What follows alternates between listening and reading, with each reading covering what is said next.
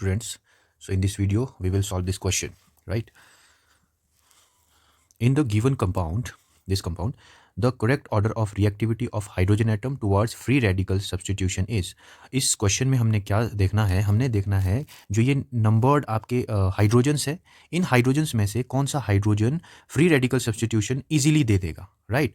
तो हम कैसे इसको सॉल्व करेंगे, जहाँ जहाँ आपको हाइड्रोजन इन्होंने मेंशन किए हुए हैं वहाँ वहाँ आप फ्री रेडिकल बना के देखो। जो फ्री रेडिकल स्टेबल होगा मतलब वो फ्री रेडिकल पहले बनेगा, अगर वो फ्री रेडिकल पहले बना तो मतलब हाइड्रोजन का ब्रेकडाउन,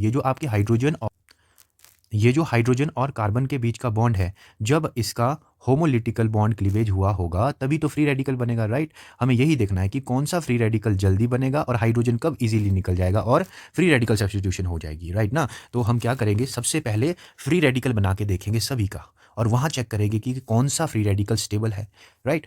तो अगर मैं फ्री रेडिकल बनाऊँ यहाँ पर, ये है हमारा कंपाउंड, राइट? ये CH2, यहाँ पे हाइड्रोजन लगा हुआ है। तो इसका अगर मैं होमोलिटिकल बॉन्ड क्लीवेज कराऊंगा ऐसे, तो मेरे पास फ्री रेडिकल बनेगा यहाँ पर, राइट?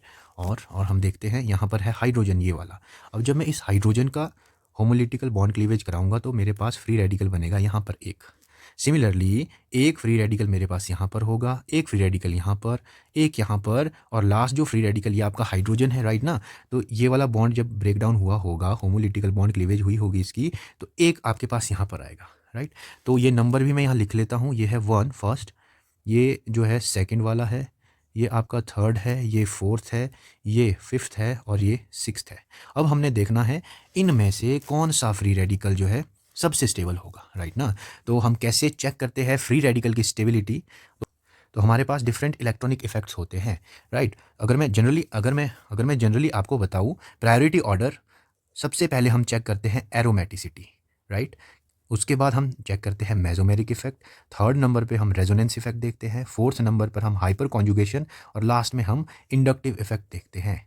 तो ये ऑर्डर आपको अप्लाई करना होता है जब आप ये stability of carbocation, stability of carbon ion और स्टेबिलिटी ऑफ फ्री रेडिकल की बात करते हैं, राइट? तो अगर मैं बात करूँ एरोमेटिसिटी की, एरोमेटिसिटी हम यहाँ नहीं देख सकते हैं, क्यों?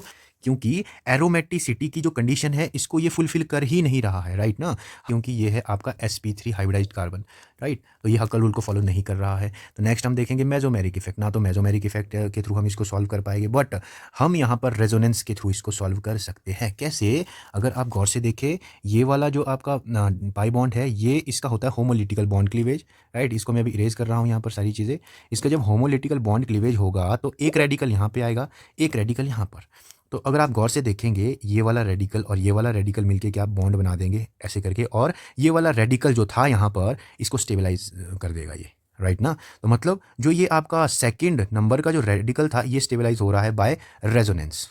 एक चीज़ दूसरा, ये जो फोर्थ वाला बिकॉज वी नो दैट हमारे पास जो बॉन्ड था वो था यहाँ पर। अब जब इसका होमोलिटिकल बॉन्ड क्लीवेज हुआ तो बॉन्ड टूटकर यहाँ पर रेडिकल आ गया, जब यहाँ रेडिकल आया तो ये भी तो रेडिकल है यहाँ पर, तो ये और ये रेडिकल मिलकर एक बॉन्ड बना देंगे। मतलब जो रेडिकल नंबर 4 है ये भी रेजोनेंस के थ्रू स्टेबलाइज है। तो हमें क्या करना होता है, तो हमें रेजोनेंस के थ्रू तो दोनों स्टेबलाइज है, तो हम चेक करेंगे क्या कोई हाइपर कॉन्जुगेशन के थ्रू तो नहीं है स्टेबलाइज। तो अगर मैं बात करूँ इस वाले रेडिकल की, तो ये जो है हाइपर कॉन्जुगेशन के थ्रू स्टेबलाइज है। कैसे? है ना, ये था आपका हाइड्रोजन यहाँ पर ऑलरेडी, जो हम as we can see hair.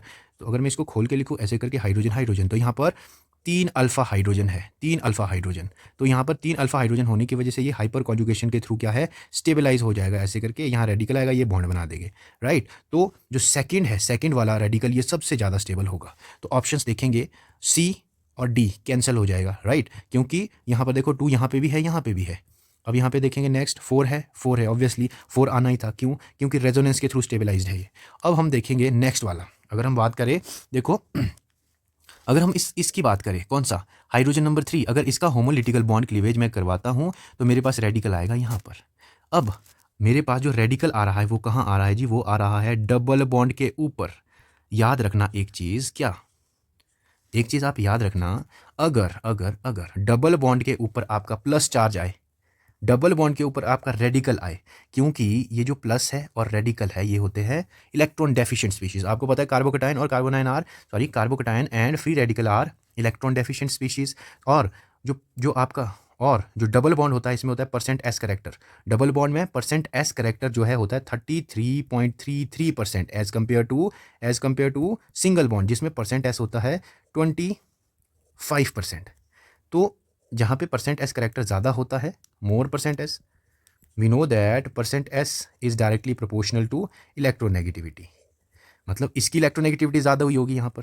जब इसकी इलेक्ट्रोनेगेटिविटी ज़्यादा है, हम जानते हैं मोर इलेक्ट्रोनेगेटिव अगर आपका कोई एटम है उसके ऊपर प्लस चार्ज या रेडिकल जो कि इलेक्ट्रॉन डेफिशिएंट है दोनों, ये स्टेबल नहीं होते हैं।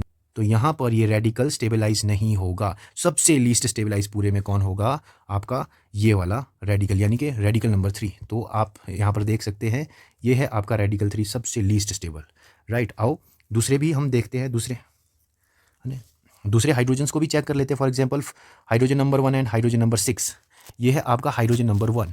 अगर इसका ब्रेकडाउन होगा तो यहाँ पर रेडिकल आएगा, और ये रेडिकल कौन सा रेडिकल है? ये है जी प्राइमरी रेडिकल। और 6 वाला अगर इसका ब्रेकडाउन होता है तो रेडिकल आता है यहाँ पर, ये कौन सा रेडिकल है? Secondary radical. And we know the stability of radical tertiary, secondary, primary, यानी कि जो आपका सेकेंडरी है वो मोर स्टेबल होगा, यानी कि 6 इज़ मोर स्टेबल देन 1। तो हमें पता है 1 यहाँ पे, तो इसका जो आंसर होगा वो होगा ऑप्शन बी।